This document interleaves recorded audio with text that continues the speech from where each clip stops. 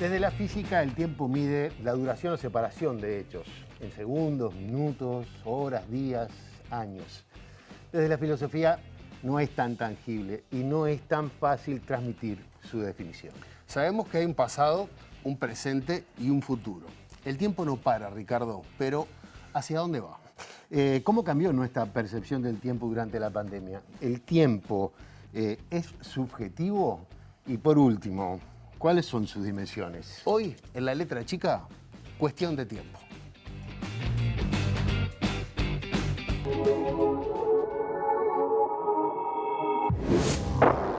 ¿Qué es el tiempo? San Agustín señalaba que si no se lo preguntaban, creía saberlo.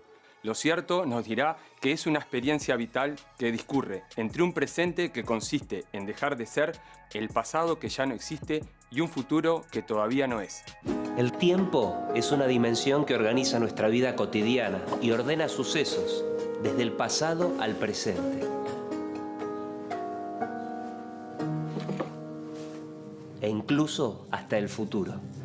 En una zona de nuestro cerebro llamada hipotálamo se encuentra un reloj biológico que informa a nuestro cuerpo el paso del tiempo. Regulamos nuestras vidas en función del tiempo. Así como el aire es el oxígeno del cuerpo, el tiempo es el oxígeno de la mente. El tiempo es como un río que nos va llevando de un momento hacia otro, haciendo del presente algo en continuo cambio, dejándolo vivido en el pasado y lo que está por vivir en el futuro. ¿Qué hace que uno sea el mismo a lo largo del tiempo? Y sin embargo, uno ha olvidado la mayor parte del pasado. Lo que se recuerda del pasado es mínimo, ¿no? Y lo que se olvida es casi todo. Como era más chico, el tiempo estaba vinculado a la esperanza. El tiempo y la esperanza se parecían. Para un chico, el tiempo y la esperanza son la misma cosa. Hoy en día, el tiempo se divide. Tengo un resto de esperanza, pero tengo mucho de recuerdo y de pérdida. En la actualidad, gracias a Einstein, concebimos el tiempo de forma relativa. Es decir, que el tiempo pasa distinto dependiendo de la posición del observador. Aunque todos los días tengan 24 horas, algunos días nos parecen eternos. Terminamos exhaustos o exhaustas. En esos días somos pobres de tiempo, nos falta el tiempo. A veces podemos comprar sustitutos para ese tiempo. La idea de que tiempo y dinero son sustitutos es una idea muy vieja. El tiempo ya no pasa, ya no sucede en términos cronológicos. Es como si el tiempo se hubiese detenido. La cuarentena y sobre todo el confinamiento lograron desdoblar el tiempo. Nuestra percepción del tiempo se rompió. La vida previa a la cuarentena, si bien fue ayer, parece ser parte de otra vida, de otra realidad. Hay dos dimensiones del tiempo, el tiempo objetivo y el tiempo subjetivo. El primero es el que se da más allá de los hombres. Hay un tiempo que nos sucede, que nos trasciende, que no se excede. Pero por otro lado, toda nuestra comprensión del tiempo está siempre determinada por nuestra conciencia y percepción del mismo. El tiempo de los relojes sería solo uno entre varios tipos de temporalidades. Y si ese es el caso, entonces tal vez no siempre deberíamos tomar al tiempo objetivo como el mejor para interpretar nuestra existencia. Quizá hay que reconocer que en la vida humana hay una tensión entre el tiempo objetivo del reloj versus el tiempo subjetivo, el de la vida tal como la experimentamos. No hay tiempo, no hay hora, no hay reloj. No hay antes, ni luego, ni tal vez. No hay lejos, ni viejo, ni jamás. En esta olvidada invalidez. Si todos se ponen a pensar, la vida es más larga cada vez. Te apuesto mi vida una vez más. Aquí no hay durante ni después.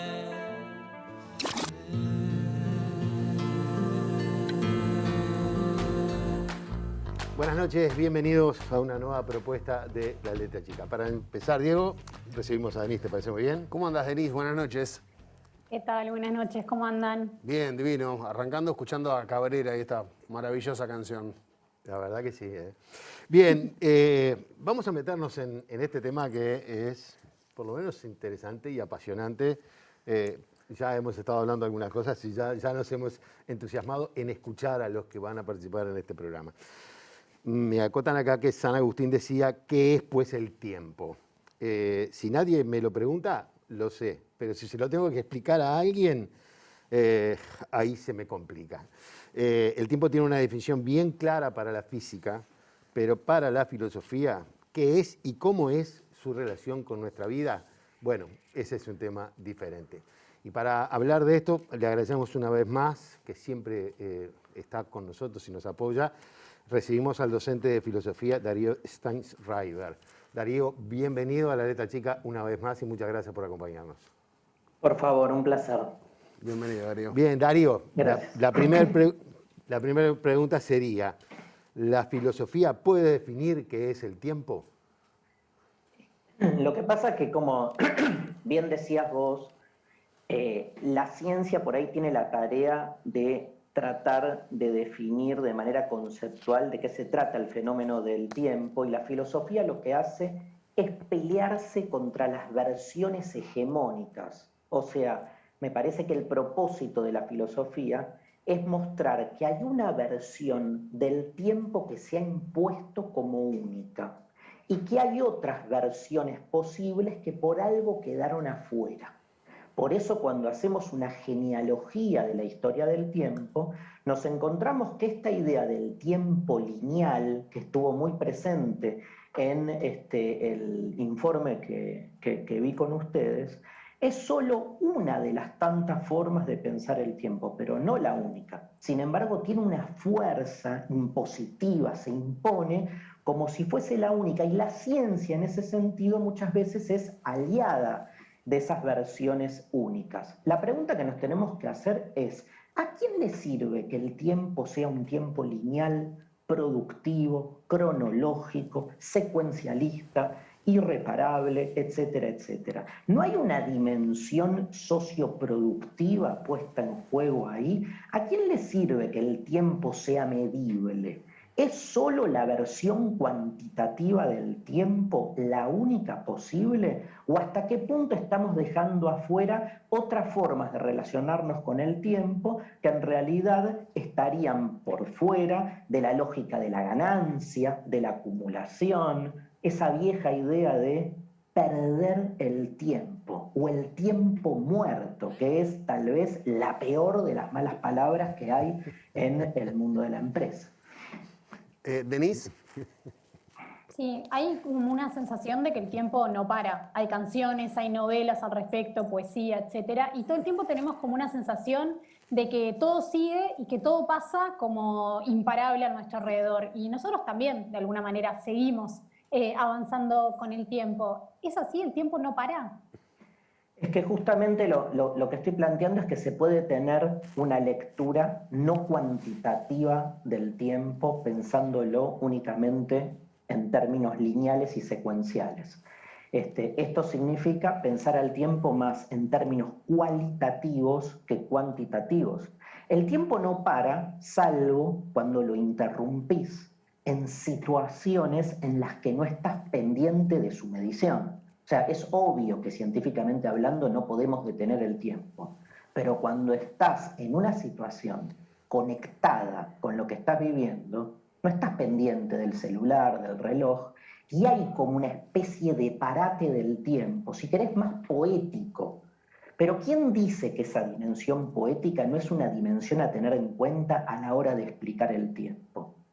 Cuando se provocan esos paréntesis y uno está, no sé, con sus hijos, caminando, no haciendo nada, saliendo del frenesí productivo y cuantitativista del tiempo, yo creo que se detiene. Obviamente no es una detención en términos realistas, pero el ser humano no es únicamente un ser materialista que entiende las cosas en términos lineales. Hay otra dimensión de la existencia, más estética, más religiosa en el buen sentido, en el poder trascender digamos, la terrenalidad que lamentablemente fue cooptada por una lógica productiva. Entonces está bueno en ese sentido, podés conectar con otras tradiciones no occidentales que tienen otra lectura del tiempo, con tradiciones antiguas también de donde provenimos, incluso tradiciones religiosas, donde el tiempo, digo, en la tradición bíblica, Dios crea supuestamente el mundo en 6 días y el 7º día para. ¿Qué es eso de que se para? Se detiene el tiempo, ¿no? Me parece que conectar con esas otras lógicas, desde las narrativas otras, nos permiten realmente, por lo menos, resistir a lo que para mí es una dictadura del tiempo productivo como único sentido del mismo. Y te agrego algo más, incluso si tomás no la idea lineal del tiempo yendo hacia adelante, sino el recorrido de la Tierra alrededor del Sol, el tiempo es circular, porque cada vez que se va la primavera y vuelve el verano, y luego el otoño, y después el invierno, la primavera vuelve a retornar. O sea, en todo caso, incluso en términos, si querés, astronómicos, el tiempo va para adelante, pero pegando círculos espiralados. Ahora, Darío, vos hablás de esta parte más poética de cómo medir el tiempo. Y la filosofía, preguntándose cosas, como hace siempre, nos hace dudar si no hay una gran teoría conspirativa, ahora que estamos tan fanáticos de eso, de que, bueno, nos impusieron esta visión del tiempo. Y hoy hablamos que había algunos lugares donde el tiempo funciona de manera diferente en la modernidad, que también son, de alguna manera, diseñados para funcionar así. Y hablamos, por ejemplo, de los casinos o de las salas de terapia intensiva, donde siempre está esa cosa de que la gente te dice que se pierden las nociones del tiempo. En el casino está diseñado para que la pierdas, en la terapia intensiva, bueno, se da de hecho. Pero nosotros podemos, en esta sociedad moderna, vivir de una manera más poética pensando en el tiempo, ¿o ya estamos encadenados a esta vida productiva, como decís vos? A mí me parece que uno vive en la tensión entre un sistema en el que uno está inserto, con esa lógica, no productiva, productivista, que es peor. O sea, si no hubiera productividad, no hubiéramos combinado para que yo esté saliendo ahora en vivo acá con ustedes. O sea, lo productivo hace que la cosa medianamente funcione. El productivismo es otra cosa, es la tiranía de la productividad como único valor importante. Cuando de repente el aprovechamiento del tiempo, que tiene más que ver con la acumulación, con la ganancia, con una lógica más mercantil, se vuelve el único sentido posible, entonces esta idea de perder el tiempo es algo que nos genera una gran flagelación. Incluso nuestra propia existencia está concebida tratando de sustraernos permanentemente de los tiempos muertos. Pensemos cómo es un día para nosotros, una de las medidas de tiempo que lo que busca en esa medición es la productividad.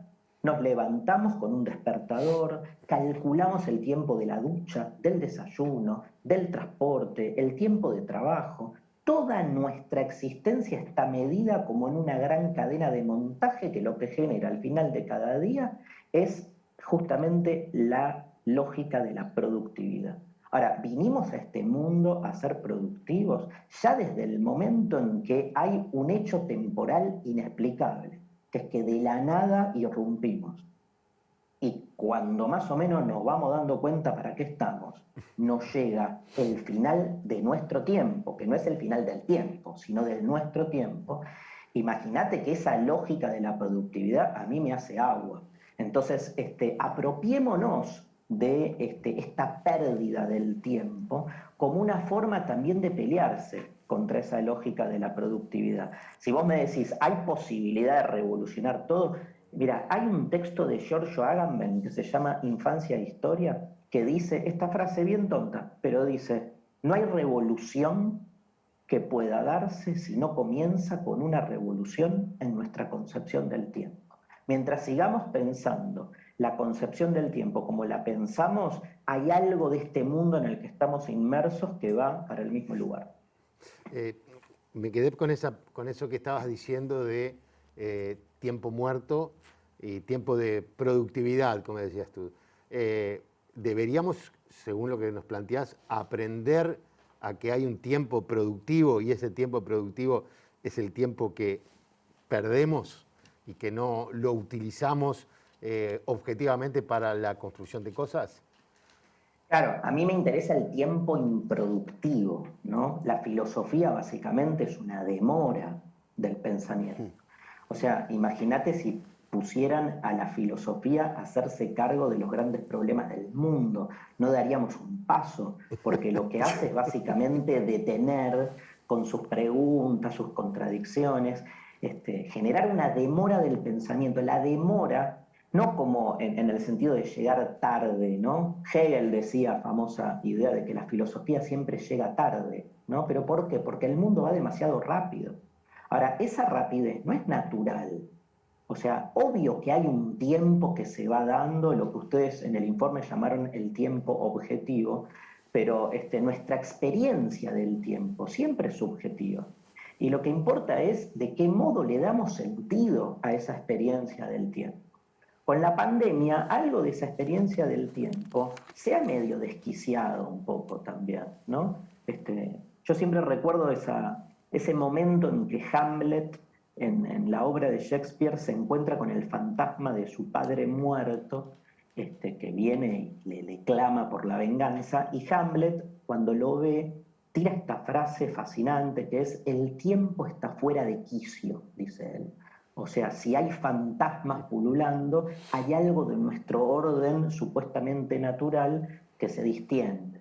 Parece fundamental eso, como poder desquiciar ese tiempo lineal, que es un tiempo obviamente al servicio de ciertos intereses. El tiempo también es un hecho social, ¿no? Y se da esa dualidad. Así como cósmicamente uno puede explicar qué es el tiempo, culturalmente uno puede entender que las diferentes versiones entran en un conflicto y que hay una que se implementa, que triunfa. Por eso, frente al triunfo de la visión más cuantitativa del tiempo, del cronómetro, ¿no? Del reloj que está permanentemente midiendo pérdidas y ganancias, me parece que una propuesta más de perder el tiempo, de sustraernos a la lógica de la productividad, es una manera de comenzar una forma diferente de relacionarnos con el sentido de las cosas. ¿Denise?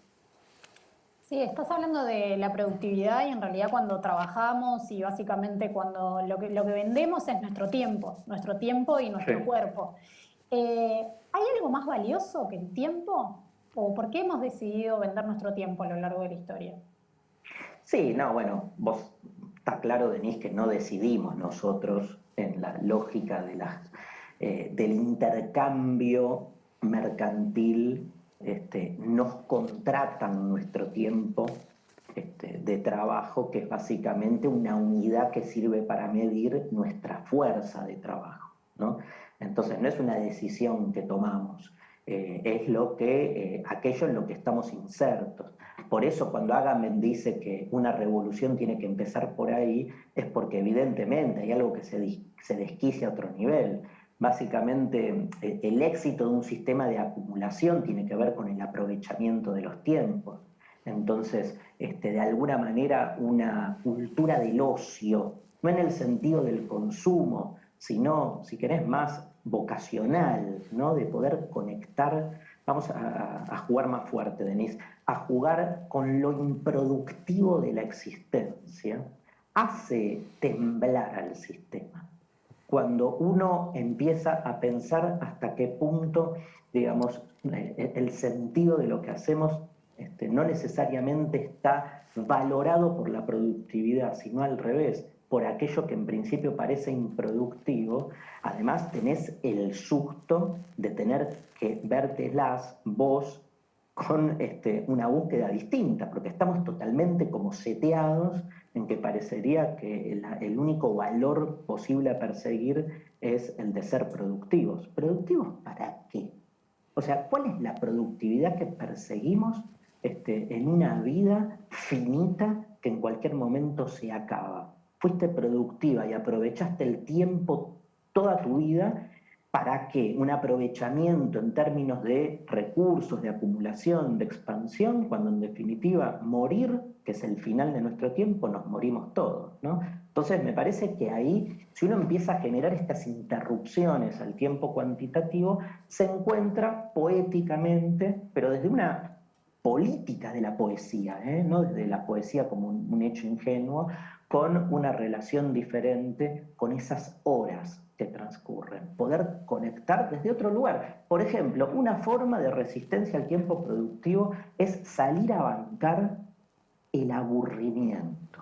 Cuando Heidegger tiene que explicar el tiempo, no es casual que habla del tedio y del aburrimiento esencial, porque cuando te aburrís, empezás a conectar con el tiempo en tanto tiempo, porque tenés esa experiencia de que el tiempo no está pasando, ¿no? Entonces, fíjate que el aburrimiento es lo que estamos todo el tiempo sacándonos de encima, consumiendo pelotudeces todo el tiempo para que el aburrimiento no nos invada.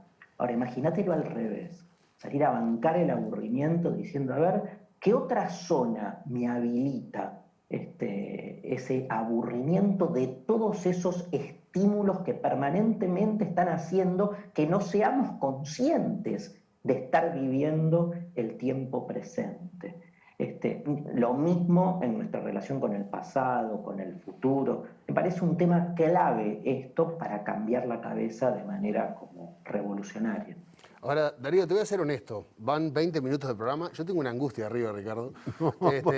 Porque es un tema angustiante. Primero porque me siento estafado, me siento manipulado.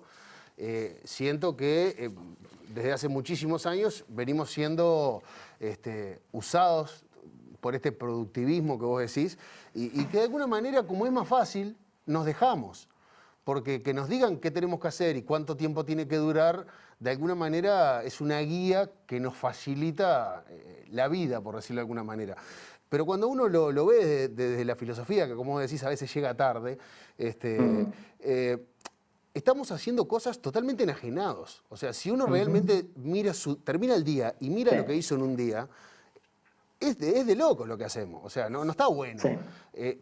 ¿Por qué lo hacemos? ¿Por qué somos tan fáciles de convencer de que es la mejor manera? Somos tan fáciles de domesticar, ¿no? Sí, totalmente. En algún punto, y de ordenar. Y hay porque hay, obviamente, esa angustia genera una perturbación de la que uno en algún punto quiere escapar. Me quedé pensando en lo que decías, por algo, digamos, el día domingo, que es parte de esta manifestación del tiempo. ¿Viste lo que se llama, acá en Argentina hablamos del bajón de los domingos, sobre todo del domingo a la tarde, ¿no? Tipo 18, 19 horas, que te empieza a agarrar una angustia y no sabes por qué. Un tema que a mí me fascina, porque es como que, tomando un poco lo que vos decías, que es que el domingo, como uno interrumpe justamente esa productividad de la enajenación cotidiana, uno se da cuenta que estuvo toda la semana al pedo, trabajando para otros y totalmente por fuera de nuestra realización vocacional. Por eso nos agarra el bajón el domingo. La interrupción de esa productividad, el supuesto descanso, más que un descanso, es una introspección radicalizada que te hace chocar contra la evidencia de haber estado toda la semana por fuera de nuestra propia autenticidad, ¿no? Es como que uno tiene ese insight, esa epifanía, y por eso también se angustia. Fíjate que en este caso, digamos, no en contra de lo que vos decís, pero bienvenida a la angustia como una manera de darnos cuenta de que hay algo disfuncional, ¿no? Entonces,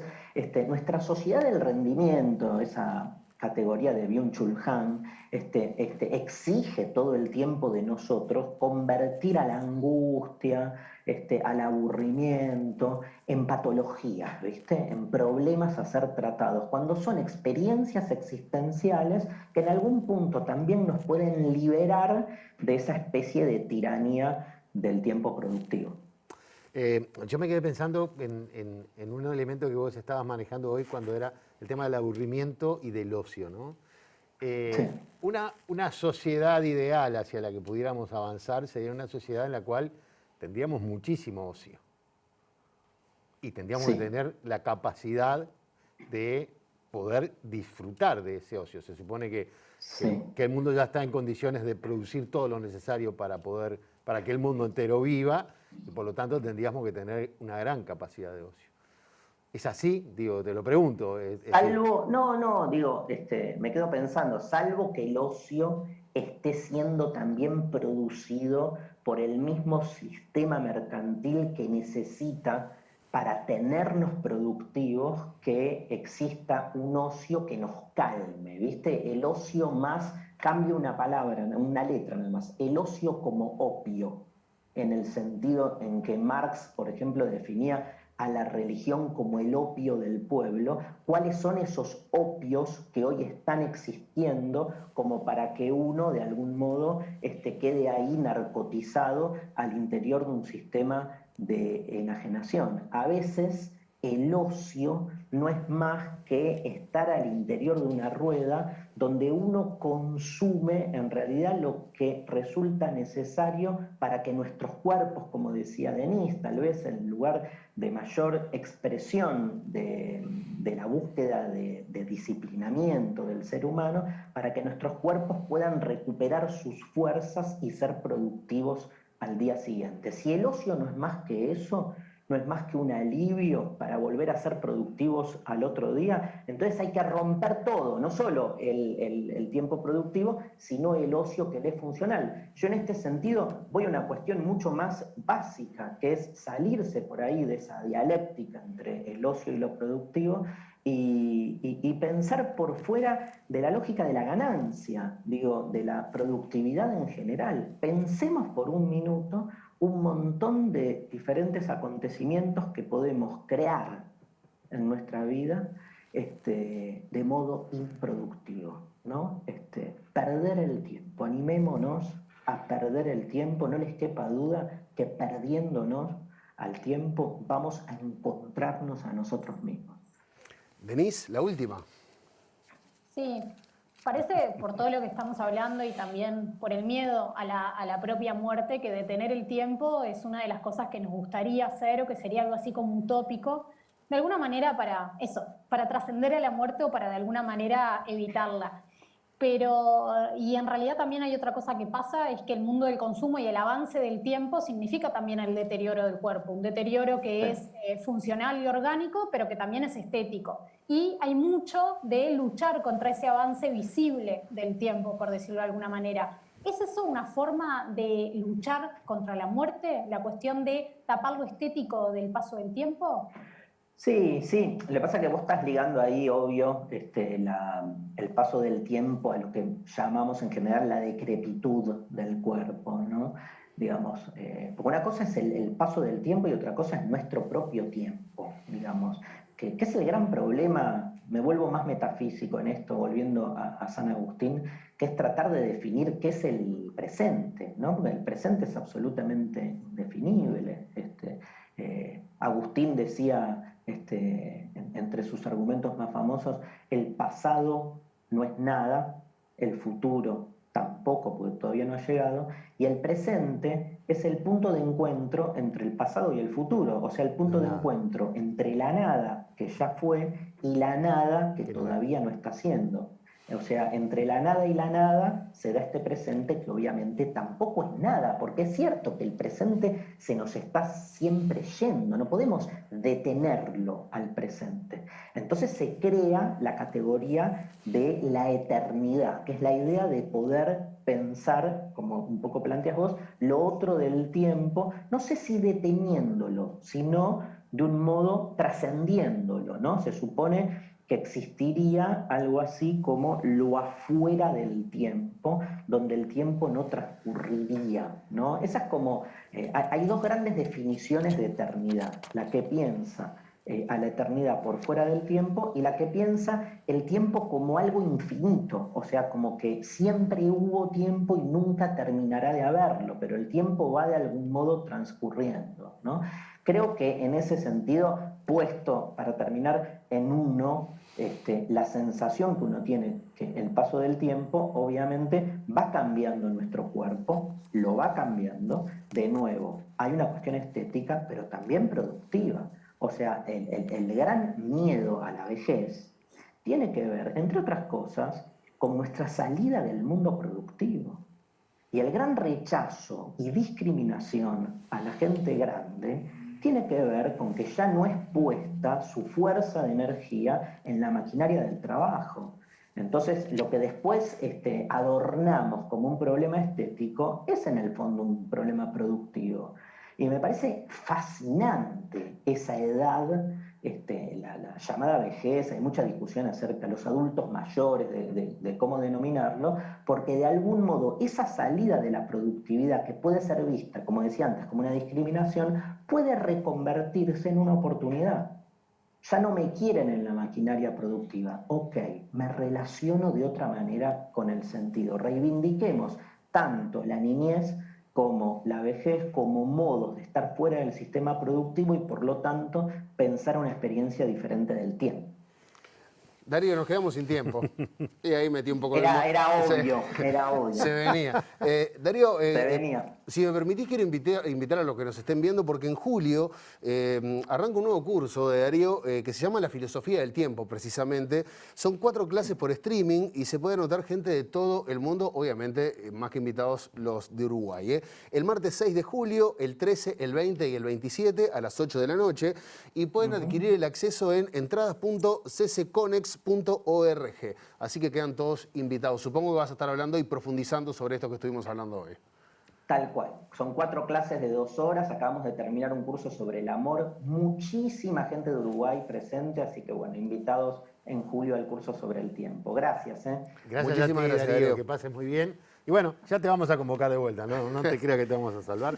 Porque por lo menos a mí me quedaron una pila de cosas para... A mí me dejó una angustia tremenda, Ricardo. Yo me quiero salir del sistema productivo, me quiero jubilar, quiero ser niño, no sé, quiero hacer algo improductivo en algún momento. Bueno, pero podés hacer... Vivo haciendo cosas improductivas, vamos a ser honestos. Ricardo, hacemos la pausa. En el siguiente bloque nos vamos a meter en otra rama del tiempo, que capaz que sí se puede cuantificar mejor o capaz que sí tiene unidades, y nos vamos a meter con la cronobiología, entre otras cosas. Ya venimos.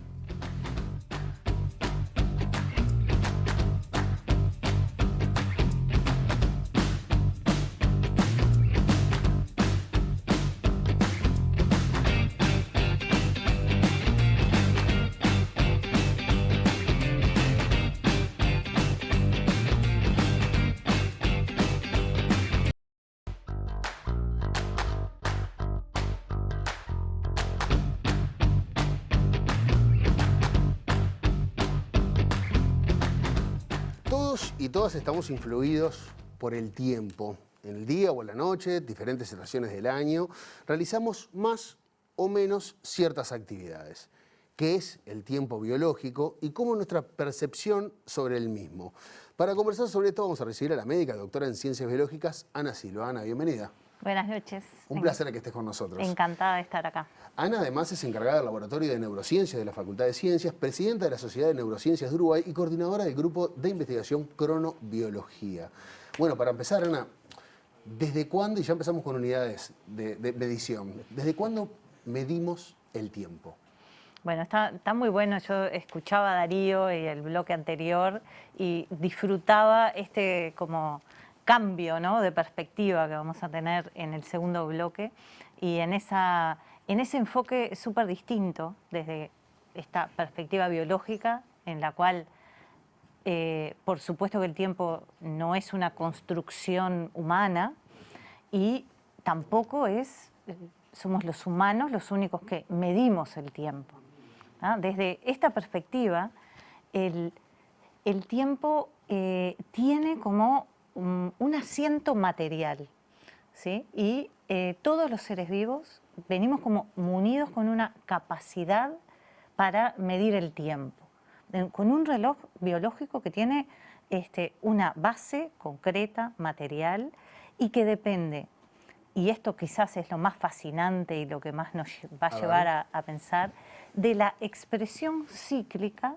de unos genes que son los mismos, no importa en qué ser estemos pensando. O sea, son los mismos en los humanos, en las moscas, que fueron donde primeramente se descubrieron, y a quienes lo descubrieron fueron los que recibieron un premio Nobel en 2017 por ese recién descubrimiento. En 2017, es reciente. Sí, está buena esa pregunta y me voy a detener ahí un poquito porque justamente el trabajo por el cual recibieron el premio Nobel en 2017 es de la década de los 80. Pero, ¿cuál fue el hallazgo? La actividad cíclica de expresión cíclica con un periodo de 24 horas de unos genes, a los que llamaron genes reloj, y al primero le pusieron el nombre PER, por periodo. ¿Sí? ¿Por qué en 2017 se los galardona por un trabajo tan hecho? viejo? Porque ese es el mismo gen que tienen bacterias, otros animales, plantas, humanos. Y esa familia de genes hoy está emparentada y conservada, ancestral y conservada en todas las formas de vida que conocemos en el planeta. O sea que todos medimos el tiempo biológicamente de la misma manera. Exacto. Y es por eso, es por haber sido los primeros que descubrieron esa maquinaria y eso que muchos años después son reconocidos como que, bueno, eso sí que fue un hallazgo importante. Bueno, vaya que sí, claro. Denise. Sí, hablabas del tiempo y cómo incide el tiempo en los seres vivos y vos estudiaste mucho todo lo que tiene que ver con la incidencia de la luz en nosotros, en nuestros cuerpos y también obviamente es como parte de lo que determina el tiempo, parecería ser. ¿Cómo nos afecta la luz y cómo se determinan nuestros tiempos? ¿Cómo cambia el día, la noche en nuestras actividades? Buenísimo, Denise. Sí, es verdad, pero quizás tengamos que pensar un poquito este sistema que yo hablaba de los genes, pero después se constituye en seres complejos como somos los humanos, en un sistema, el sistema circadiano, ¿sí? Empezamos con... Yo lo tengo oído eso, pero de una dieta. Ahí va, muy bien. ¿Puede ser? Sí, claro, por supuesto, y tiene que ver con esto, porque circadiano quiere decir, circa es como aproximadamente... día, aproximadamente 24 horas. Y eso es como lo que lleva a este sistema. ¿Tá? Y este sistema tiene como un reloj maestro que está en el hipotálamo, en el cerebro, por lo menos en todos los vertebrados, y en los mamíferos y en nosotros. Ese reloj maestro está especialmente sincronizado, recibe del ambiente. La información fundamental es la luz. ¿Tá? Y esto tiene todo el sentido. ¿Por qué? Porque el reloj es capaz de funcionar en forma automática, involuntaria y generar esos ciclos de 24 horas para regular las actividades. Pero necesita del ambiente para ponerse en hora. Entonces, es automático, pero se controla con el ambiente. Y la luz es la dadora de tiempo universal para este sistema. Es la que marca desde el afuera el puesta en hora de este reloj. Entonces, cuando Denise me preguntaba sobre por qué la luz, ¿qué es esto? Y bueno, porque para este sistema la luz es tiempo y el tiempo entonces entra por los ojos y por los ojos informa la hora del día que es. Y si este reloj estaba confundido, en ese momento se enfasa y se pone en hora. ¿Tá? Entonces, la existencia del sistema permite a este marcapaso central, a través de múltiples mensajeros y como varitas, ¿verdad?, de un director de orquesta, hacer que el sistema funcione coordinadamente. Y que también se puedan hacer muchas actividades porque se le va a dar el tiempo para una a un determinado momento y otra en otro. Y así, por ejemplo, nosotros tenemos un ciclo de temperatura que aumenta hacia la tarde, el sistema cardiovascular funciona con mayor eficiencia también en horario de la tarde, pero la melatonina, que es una hormona, se aumenta su secreción en la noche y es una famosa mensajera del reloj para regular otras actividades dentro del organismo. Que nos tenemos que acostar, que nos tenemos que Por ejemplo. descansar. Nos avisa que tenemos que descansar. Decías que Decías lo de la luz, ¿no? Como que la luz es ese mensajero que, en definitiva, para sentir la luz tenemos que verla. Bueno, te voy a poner dos temas. Bueno, aquellas personas a las que se le quita la luz, ¿no? Como una forma de tortura, por ejemplo, de encerramiento, ¿cómo es su reacción? ¿Y qué pasa con los no videntes? ¿O cómo resuelven ese problema con la luz, si es que lo resuelven? Buenísimo. Bueno, en primer lugar, el tema de estar fuera del contacto con claves lumínicas que nos explican ese cambio, ¿verdad?, predecible, inexorable de los días. Bueno, ahí vamos a quedar en lo que nosotros llamamos curso libre, ¿sí? Nuestro reloj no va a tener cómo resetearse y va a quedar andando en ese periodo que va a depender ahí sí de esa especie de dotación de genes que tengamos y nos van a hacer que nuestro día probablemente se vaya alejando día a día de las 24 horas exactas en las cuales vivimos normalmente. Para algunos y mayormente en los humanos, cuando esos experimentos se han hecho, el periodo es un poco más largo. En promedio, porque en esto hay diferencias individuales, el periodo es un poco mayor de 24 horas y se nos van como alargando los días si pudiéramos quedarnos en esa situación para siempre. Ahora, los no videntes faltan. Perdón. Y los no videntes son un caso bien importante de estudio, pero hay una particularidad que también fue recientemente, a comienzos de este siglo, descubierto, y es que el receptor de luz circadiana no es el mismo que nos hace ver. ¿Tá? Entonces, hay algunas cegueras que pueden llegar a ser totales, pero que no dañan al receptor circadiano y esas personas entonces van a mantener sus ciclos naturales. Hay algunas que sí, y ahí son, en esos casos, son personas que sí, que tienen dificultades importantes en regular sus distintas actividades. Ahora, Ana, hablaste de genes ancestrales que nos acompañan y acompañan a la vida del planeta. Un planeta que vive la vida muy distinta a como vivimos los humanos en la modernidad, ¿no?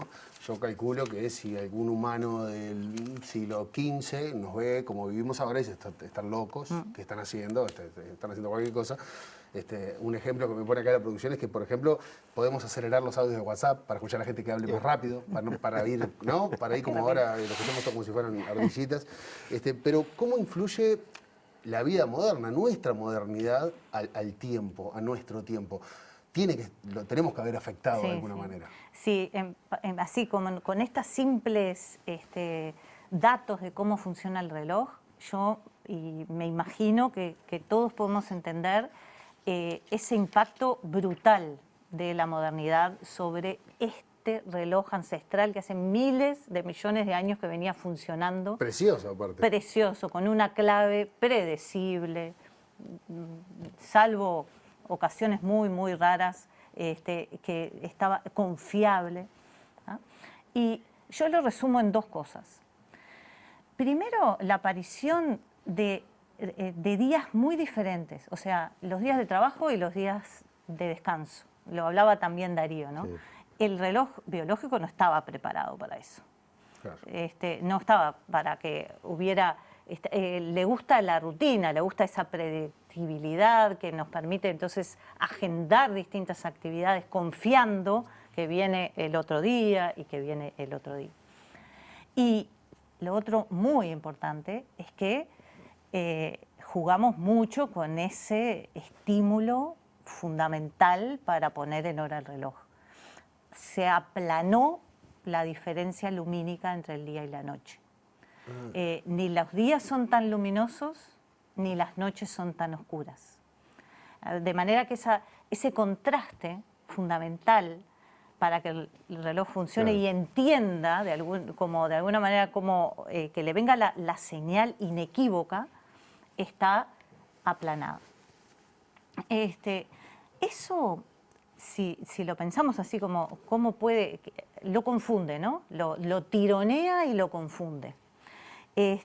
Y también, de alguna manera, generó las condiciones propicias para que aparecieran todas estas, de alguna manera, preferencias circadianas que que afloraron, ¿verdad? Aquellos que entonces hoy podemos decir que tenemos más preferencia por trabajar en la mañana, por estar activos y le llamamos alondras, o aquellos que prefieren hacer sus actividades de mayor esfuerzo más sobre la noche, le llamamos búhos. ¿Cómo? Le llamamos así como a esas preferencias. Hoy lo podemos medir, lo podemos incluso a través de cuestionarios darles un valor a esa preferencia o cronotipo en el cual que caracteriza a las personas en cuanto a en qué momento del día están más, tienen más como voluntad de hacer determinadas actividades, sobre todo aquellas que requieren esfuerzos.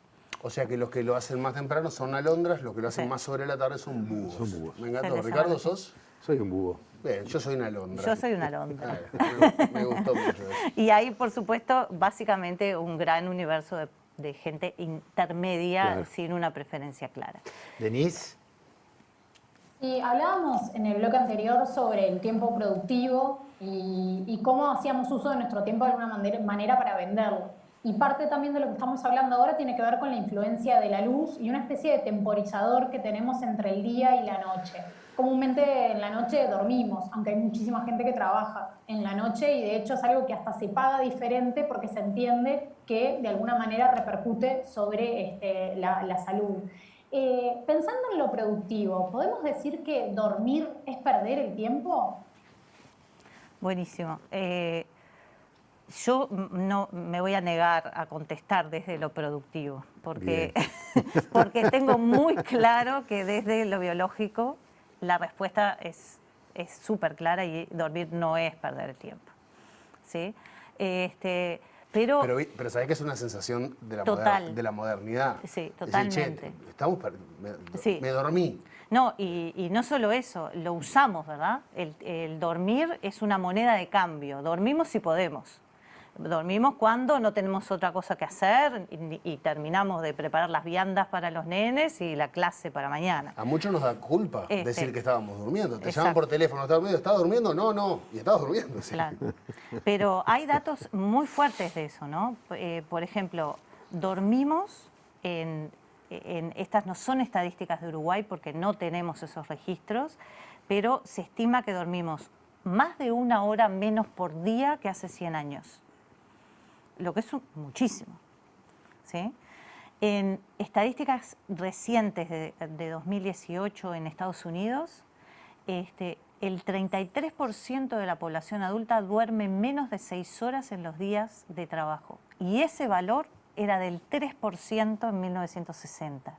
O sea, estamos perdiendo... 6 horas en todo el día o 6 horas de corrido. No, 6 horas como... Bueno, no estoy segura de cuánto se les pregunta por una siesta, por ejemplo. Bien. Pero como es Estados Unidos, estimo que no, porque no es una costumbre arraigada en esa latinos. Sociedad. Exacto.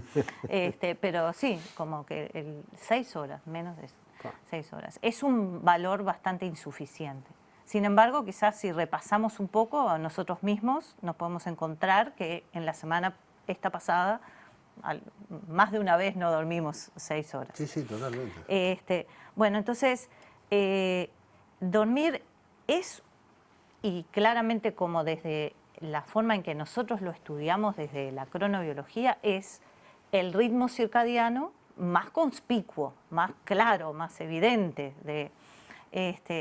Y es cómo las funciones que cumple el sueño en calidad y duración son fundamentales para la salud del organismo completo. Y por supuesto que mientras la persona y nosotros dormimos, están en juego y en acción otras funciones que ocurren en el organismo, reparaciones tisulares, modificaciones hormonales, que justamente están también pautadas y agendadas por este reloj. Para esa hora. Para esa hora. ¿Ah?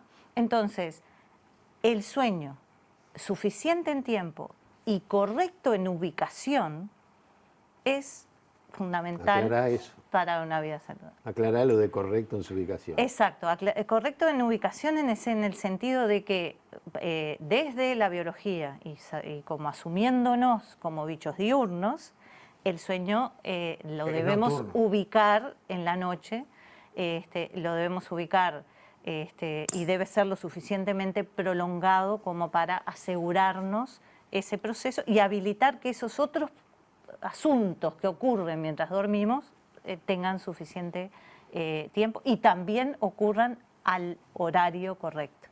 O sea que si apresuramos el reloj o lo queremos cambiar, pues bueno, el tiempo no lo podemos cambiar, el día tiene 24 horas, digo, me quito un par de horas de sueño para tener más eficiencia, capaz que tengo más eficiencia unos días, pero a la larga voy a tener más problemas. Sí, sí, el reloj es súper plástico y está bancando, ¿no? Está bancando la luz de las ciudades, está bancando... El ruido. Bueno, sí, y está bancando estos tironeos de presiones sociales, los turnos de trabajo que hablaba Denise, digamos, la ubicación de la actividad educativa en horarios muy tempranos, y ahí hay un juego, se le llama la tormenta perfecta en términos cronobiológicos en la adolescencia, donde por naturaleza los adolescentes son los más nocturnos, Claro. es el momento de mayor nocturnidad de la vida. La más linda. Y la más linda quizás, donde se aprovecha más, no es Claro. un capricho del adolescente el no poderse dormir temprano, es algo natural que está impuesto por esta ontogenia del reloj, el desarrollo a lo largo de la vida. Sin embargo, el sistema educativo en el mundo se emperra en mantener sus actividades en horarios bien tempranos. Bueno, es un valor, ¿no? Madrugar es un valor. Sí, un madrugar valor es un positivo. valor y se le impone a una población que realmente no está en su mejor momento del día promedialmente a las 7:30, 8 de la mañana, como empiezan la actividad secundaria. Hace poco hubo un estudio que mostraba la diferencia de descanso entre los estudiantes que iban a las 7 de la mañana y los que iban a la 1 de la tarde. O sea, estos acumulaban un cansancio que ni siquiera lo recuperaban con 14 o 15 horas de sueño el fin de semana. Exacto. Sí, sí, Me quedo con lo que dijo Ana, que madrugar es malo. No sé si todos entendimos lo mismo, pero Ana, realmente ha sido un placer tenerte. La verdad, vuelvo a lo de la angustia del primer bloque. También me provoca angustia esto de ir muchas veces contra nuestro propio cuerpo y contra lo que ancestralmente el cuerpo nos educa para hacer y nosotros nos resistimos a cumplir. ¿Hay alguna manera de acompasar este reloj sin quedar por fuera del mundo? A mí una cosa importante siempre me parece es que manejar los conceptos, que esta instancia y tantas otras, que esto permee, ¿verdad?, la sociedad, que sea un conocimiento manejado, es el primer paso y Claro. un primer momento. Después, que esas preferencias circadianas se tomen en cuenta al momento de elegir un turno en el liceo, un turno de trabajo, que esta información pueda volcarse a políticas públicas en los sectores en que es importante. A mí me parece que es el camino, ¿verdad? No vamos a detener la iluminación eléctrica de las ciudades para que podamos volver a vivir en condiciones naturales. Pero si conocemos del tema, la vamos a poder también acondicionar. Hay casas ya y hay iluminación inteligente que sigue, por ejemplo, el espectro de radiación solar a lo largo del día.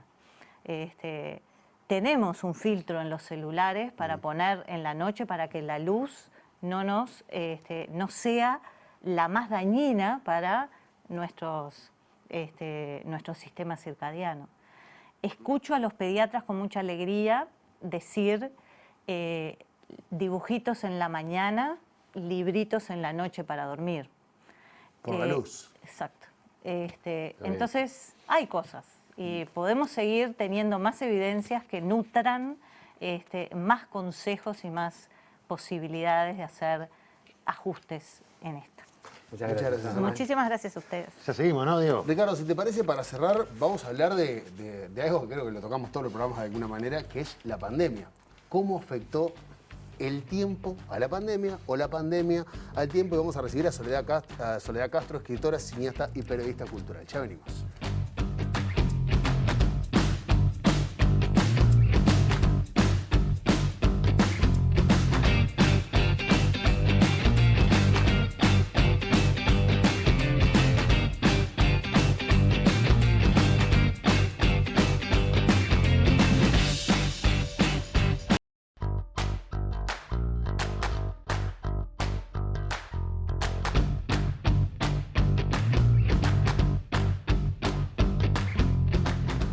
Bien, seguimos adelante en la letra chica. La pandemia sin duda afectó nuestros tiempos y cómo vivimos todo este periodo. La cuarentena cambió nuestra relación con el tiempo y ya parece como que no, las cosas no pasan de la misma manera que sucedían antes, ¿no? En esto que se llama esta nueva normalidad en la cual aparentemente estamos viviendo. Pero para conversar sobre este tema recibimos a Soledad Castro, escritora, cineasta y periodista cultural. Soledad, bienvenida. Muchas gracias por acompañarnos esta noche. ¿Todo bien? ¿Qué tal? Hola. Gracias a ustedes por la invitación. Fue una invitación sorprendente, pero bueno, es un tema muy interesante, así que buenísimo. Bienvenida, Soledad. ¿Es posible describir este tiempo que estamos viviendo para una cineasta, escritora? Así que, en definitiva, tu función es esa, precisamente, transmitirnos cosas. ¿Es posible describir este tiempo que estamos viviendo?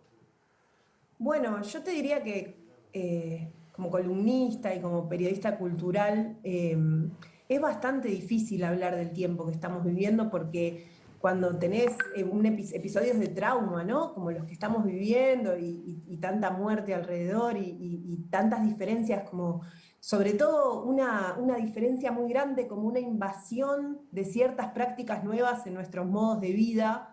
Es muy difícil, mientras estás viviendo eso, poder describirlo de una manera cabal, ¿no? Yo te diría que en general son como intentos, como acercamientos que podemos hacer, pero siempre tenemos una mirada súper parcial. Todos los días estamos viviendo una tragedia comunitaria que se agrava cada día más y cada día más, y estamos en el medio de eso, ¿no? Son nuestros amigos, son los conocidos de nuestros amigos, si tenemos suerte, si no son nuestros familiares, y creo que hay una parte de ese trauma que no lo podemos describir, que no tiene palabras, ¿no?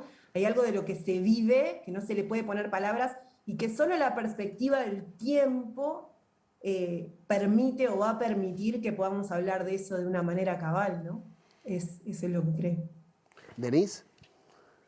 Sí, bueno, parte de estos cambios, de esta nueva normalidad, tiene que ver con el encierro, la virtualidad, la falta de contacto humano, si se quiere. ¿Cómo cambia la virtualidad y el encierro en el uso del tiempo?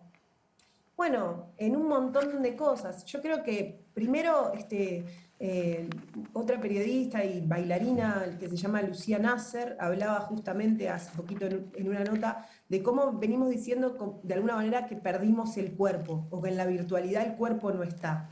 Pero el cuerpo sí está. Lo que pasa es que está de esta manera, ¿no? Que es sentado, sedentario.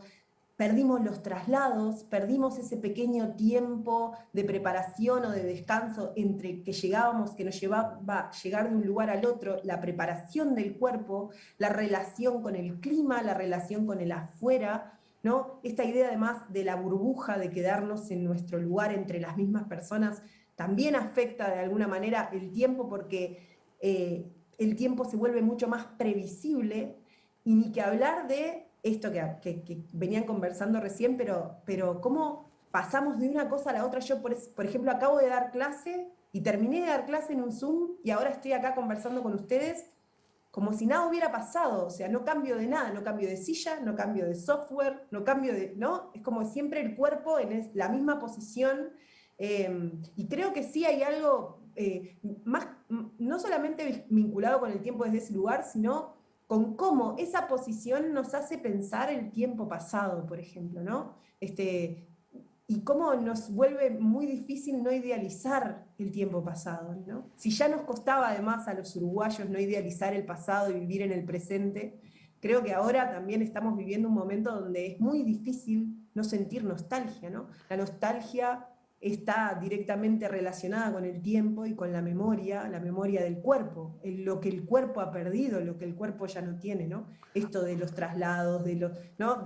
del acomodamiento, de los cambios, ¿no? De poder de alguna manera cambiar el switch de un lugar al otro y sentir el espacio, porque creo que es eso, ¿no? El espacio, el tiempo cambia, el tiempo sigue, pero el espacio no cambia, ¿no? El espacio no cambia y entonces, bueno, hay ahí un desorden que me parece que justamente nos llena de nostalgia, nos llena de angustia, como decía por ahí también el compañero, ¿no? Ahora, Soledad, vos en la publicación de Brecha del 4 de junio que titulaste Los años de la pérdida, decís que la gente afirma que esto que estamos viviendo ahora parece como si fuera otra vida. Y todos hemos tenido esa sensación de que, bueno, nuestra juventud parece que fuera otra vida, o nuestra niñez parece que fuera otra vida.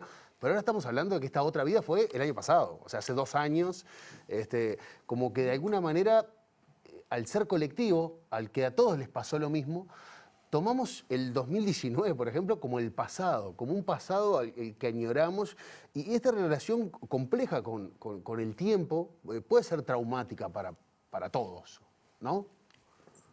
Y sí, definitivamente es traumática, pero además a mí me parece que hay algo como del orden de relatar distinto. O sea, ya había una inocencia en ese tiempo que nosotros ya no tenemos más. Creo también que estamos viviendo como el proceso más acelerado de la intervención sobre la vida comunitaria, ¿no? Como si uno piensa en los 90, por ejemplo, la instalación del neoliberalismo implicó muchas prácticas diferentes para el cuerpo, desde el shopping, desde la tarjeta de crédito, todo el tiempo estamos afectando el cuerpo, ¿no? Con la modernidad, como veníamos conversando. Creo que ahora lo que estamos viviendo es un proceso hiperacelerado de cambio en los hábitos, ¿no? Como de alguna manera una invasión de nuevas prácticas que se nos imponen, porque además se nos imponen con el valor de cambio que es la vida, ¿no? O sea, esto o morir. Entonces, eso también, de alguna manera, modifica profundamente las relaciones que tenemos con nuestro tiempo. No lo podemos usar de la misma manera para planificarlo, recién nos estamos acomodando a cómo armar los vínculos, por ejemplo, ¿no? Sostener los vínculos cada vez cuesta más, porque implica cada vez más energía, una energía diferente, esto de no verse con los familiares, de no verse con los amigos, ¿no? Como, bueno, justamente los espacios de descanso, ¿cuáles son? O los espacios de trabajo, ¿cuáles son si estás trabajando en tu casa, ¿no? Con tus hijos dando vueltas. Son los Quiero mismos. decir, hay algo de desarmar, justamente, ¿no? Desarmar como las prácticas que teníamos incorporadas en el cuerpo, ¿no? Y desarmarlas de manera obligatoria y muy rápido, ¿no? Entonces, por supuesto que eso es traumático, y es traumático además cuando estamos viviendo con una comunidad que se está viendo diezmada por la muerte, ¿no? Entonces creo que sí, que es un momento muy traumático y que cómo lo estamos viviendo y procesando, bueno, cada uno va haciendo lo que va pudiendo. Me parece que hay algo de la supervivencia que se pone en juego, de la adaptación que se pone en juego y también de la pérdida, ¿no? De asumir toda esa pérdida y tratar de hacer algo con eso, ¿no? Que es súper difícil, y de tener tiempo para hacer algo con eso. Eso también me parece re importante, como también el tema de la productividad y de no parar y de seguir, nos quita el tiempo para poder procesar lo que estamos viviendo, ¿no? Para hacer esto, para conversar de lo que nos pasa, para conversar, para procesar. Hay demasiadas respuestas y poco tiempo para las preguntas, ¿no? Como bueno, cada uno tiene sus preguntas y me parece fundamental gestionarnos el tiempo para no negar, ¿no? Hay algo como de la negación, bueno, no pasó nada, si a mí no me toca, mi burbuja no le toca, entonces esto no está pasando. No, sí está pasando, ¿no? Entonces, como tratar de tener el tiempo y de alguna manera la voluntad de que eso nos pasa y de tener cierta calma para poder procesar eso que nos pasa, para hacerlo consciente, ¿no? Porque si no es como que no paramos nunca, ¿no? Soledad, te agradecemos muchísimo este contacto, ha sido muy grato. Y bueno, ya tendremos tiempo para seguir conversando, que creo que es una de las cosas más interesantes de lo que planteaste. Así que muchas gracias por haber participado. Muchas gracias a ustedes. No, que pasen muy bien. Adiós. Y conversar, tener tiempo para conversar. Hemos perdido eso, ¿no? Sí. Hemos perdido la instancia esa de juntarnos, a perder el tiempo, como dijo Darío, y a conversar de cualquier cosa. La pandemia también nos llevó esa culpa que nos puede llevar a juntarse, puede provocar un evento que no sea tan bueno, que complique la salud de alguien. Entonces, estar con culpa de ver a alguien que vos querés es de lo más complicado que nos ha tocado. Denise. Sí, creo que capaz que parte de lo que hay que empezar a asimilar es que el tiempo de acá a bastante tiempo va a ser este. Como que hay veces que estamos pensando que este tiempo va a pasar, que va a ser un paréntesis cortito. Y bueno, todo parecería ser que por lo menos esto unos años va a llegar y también tiene que ser una oportunidad para cuestionar. Ahora anhelamos de alguna manera la vieja normalidad, pero la realidad es que la vieja normalidad también tenía un montón de problemas y es una oportunidad para discutir en esto en los años que quedan por delante, porque la situación no va a cambiar de acá a mañana. Muchas veces se dice la pandemia, cuando se vaya la pandemia, como si fuera algo en el corto plazo. Me parece que tendríamos que empezar a pensar que este tiempo no va a ser tan finito y tan corto como pensábamos y que vamos a tener que empezar a vivir de esta otra manera, cuidándonos, pero también pensando en cómo la vida se readapta en estos tiempos que están siendo tan complicados y tan críticos para muchas poblaciones. Con el bajón que me voy hoy para mí. No, me voy devastado. Mañana dicen que estas situaciones siempre son una oportunidad. Intentaré aprovecharla. Entonces trata de que no sea un bajón, sino que sea una oportunidad. Vamos. De acá al 2024, 17 elecciones va a haber en la región. 17 cambios de presidente. En Perú, por 69.000 votos, hay un nuevo presidente y la que perdió dice que hay fraude y le pidió a las Fuerzas Armadas que intervenga y que ponga orden. Bueno, ese es el programa de mañana. Vamos a estar hablando de estas elecciones que están pasando, que quedan sociedades muy divididas y siempre el que pierde dice que hubo trampa. Demócratas del fraude en nuestro programa de mañana. Hasta mañana.